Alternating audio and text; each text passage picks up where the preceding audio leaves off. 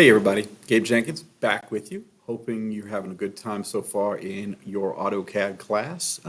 We are going to be trying to do this drawing right here, which is drawing number 10. And I'm not going to do the whole thing, I don't think. I think I'm going to let you figure out parts of it. But I do want to just kind of like highlight one thing that I was talking about when I was going through the overview with you. And that is, there's a lot of elements in this drawing that are bilaterally symmetric, meaning like it's the same on the left and the right compared to like a center reflection line. So like if you look at the drawing right here, there is this central line for the kind of left side of this figure, and there's a lot of stuff that's equal length from to the left, equal distance to the left of that line as compared to the right. So like this thing is 25 across with the center point here.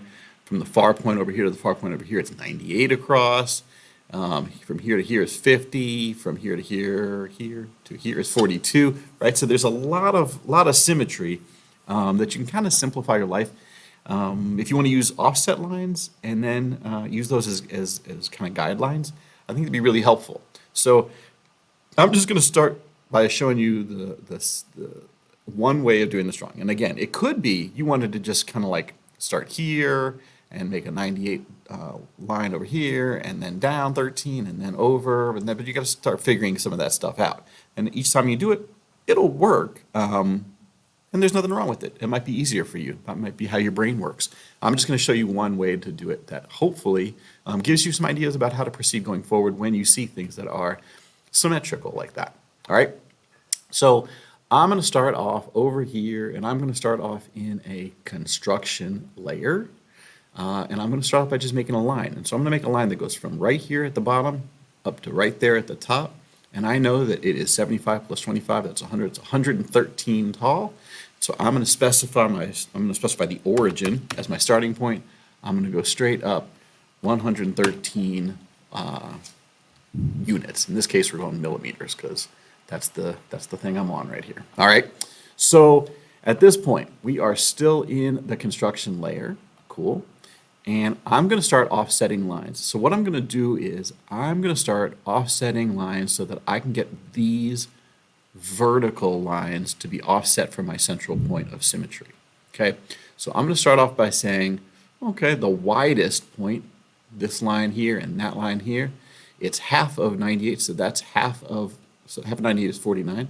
So I'm going to click on the offset button. I'm going to say the offset distance is going to be 49. And I'm going to offset it this way, and I'm going to offset it this way. Okay, cool. My next closest line in is going to be this one right here. Do I know what that is yet? Do I know how wide that is? Oh, I do. If I zoom, I have to come down here a little bit. Let me get rid of this thing. It is 62. It is 62 across. So half of 62, it's going to be 31. So I'm going to offset. This time I'm going to go 31. And I'm going to offset here 31, click here, go 31, just using offset lines to help me construct my overall thing. The next closest line in is going to be this one right here, which is 44, and so I'm going to offset 44, oh, half of 44, my bad, 22, I'm going to offset that here, and offset this way. The next closest one's in probably this 42 right here. So half of 42 is going to be 21. 21 is my offset distance. 21, click here, click there. And then the last one, oh, did I do the 50? I don't think I did the 50 yet. Okay, so let me do the 50. Half of 50 is 25. So my central line here, click that way. Click that way, and then my last one I think I need to do is this 25. That's the closest set of vertical lines I'm going to have. So 25, half of 25 is 12.5, and so I click here. All right, now I know that's a ton. It's a ton of lines to try to make sense of, but each one of these is going to end up being a line that is one of these vertical lines, right? So now, again, I don't know if this is the smartest way to do this or not. Maybe this seems crazy to you. I don't know. I'm going to go back to my visible line and I'm going to start by making lines, right? So I'm going to go from here, that's my center point, out to there. I'm going to go down 13.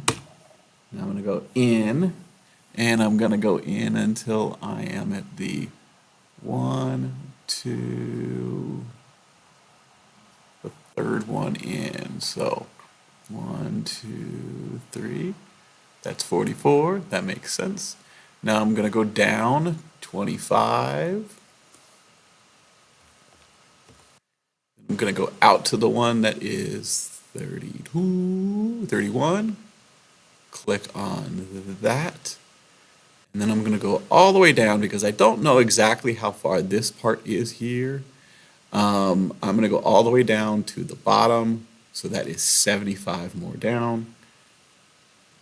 Cool. And then I'm going to go back into here. And then I'm going to stop. Okay.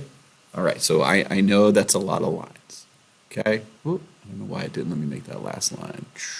From here to here. Okay. Why is it not letting me do that line? Visible. Is it hiding it? Why is it not doing it?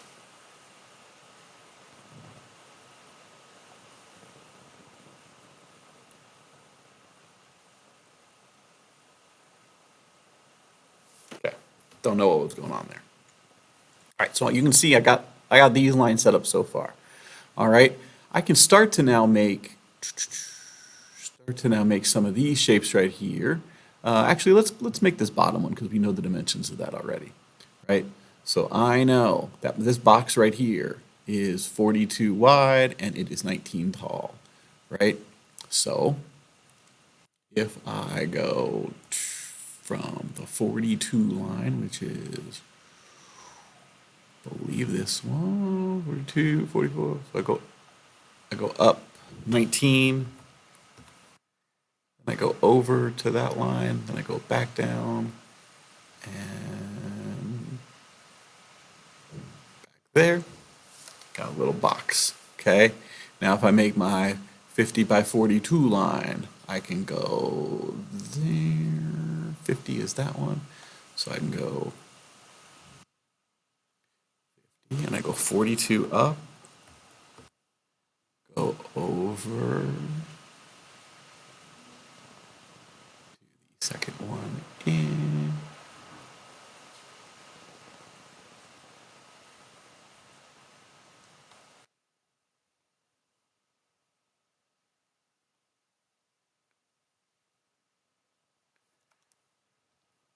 Okay, and let's see, 13, 25, 13 plus 25 is 38, plus 12 is 50. So I can make one more thing and go from my center, go from here down, what did I say? 38, 50. Then go over to here, go.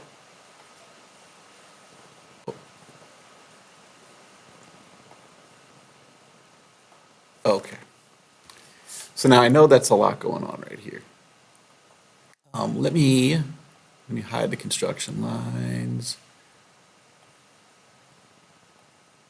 You can see I'm starting to create this shape pretty close, right?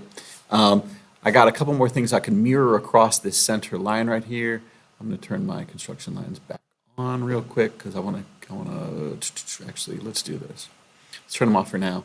And I'm gonna try to mirror some of these lines over so that they so that I can, let's mirror that, let's mirror that. That line gets mirrored, that line gets mirrored, and I think that is it. Mirror my center line there. Ooh.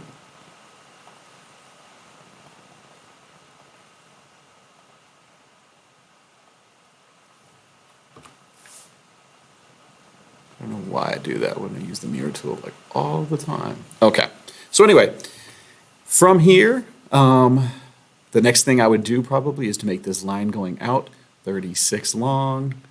I'm going to make it go start here, goes out 36. Cool. Now, the reason I'm doing that is because now I need to figure out where to put this center point here, and that's probably the last thing I'm going to do for you guys, and then you're going to figure out the rest of it for sure on your own if you haven't already gotten this far.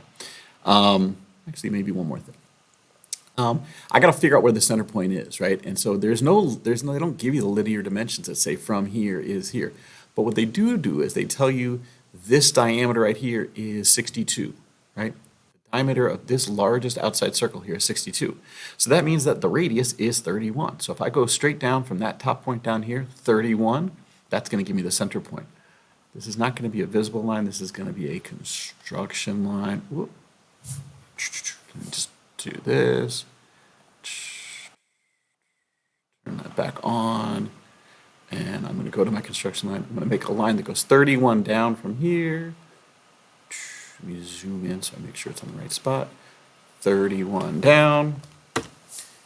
And at that point, I know the center point of all those circles. So I can start to do this, and I know that one of them's got a diameter of 62.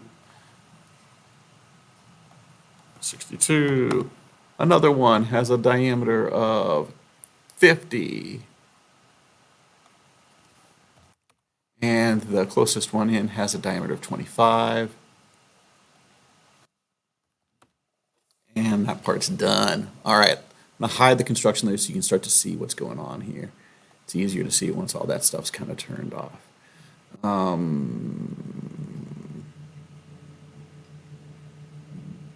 Cool. Yep, I know it looks a little funny, but I'm going to end up having to trim part of that circle. Got confused there for a second. The last thing I want to show you is just this right here. If you zoom in here, it's telling you that that line goes up at a 45-degree angle. Another way of thinking about that is that this line comes down from that corner at a 45-degree angle. So if I'm going to start to make that line right here, I need to draw a line. And remember, we know from our earlier thing, we need to go here. We need to specify the angle. Remember, that's 0, that's 90, that's 180, and so 225 is kind of going down at that angle. So if I say 225, cool. Oh, wrong, Mr. Jenkins. Let me do one more time. I'm going to start at that corner, 180.